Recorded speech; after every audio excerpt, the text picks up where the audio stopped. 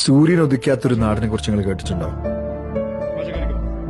ഇന്നത്തെ യാത്ര അങ്ങോട്ടേക്കാണ്. റഷ്യയിലെ മെർമൻസ്ക്. വർഷത്തിൽ ഒരു 60-65 ദിവസമെങ്കിലും ഈ നാട്ടില് സൂര്യനില്ല. രാവും പകലും ഒക്കെ രാത്രി തന്നെ.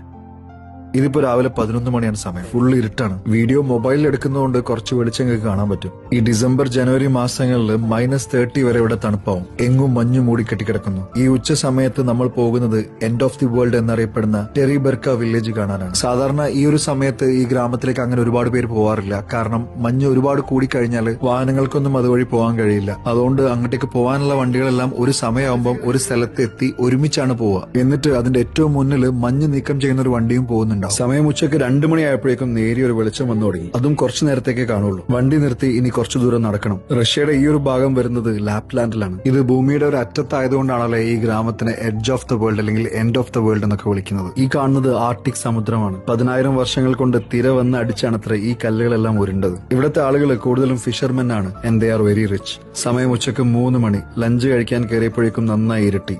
ലഞ്ചാണ് കഴിക്കുന്നെങ്കിലും പുറത്തേക്ക് നോക്കുമ്പോൾ നമുക്കൊരു ഡിന്നർ കഴിക്കുന്ന ഫീലിംഗ് ആ കിട്ടുക.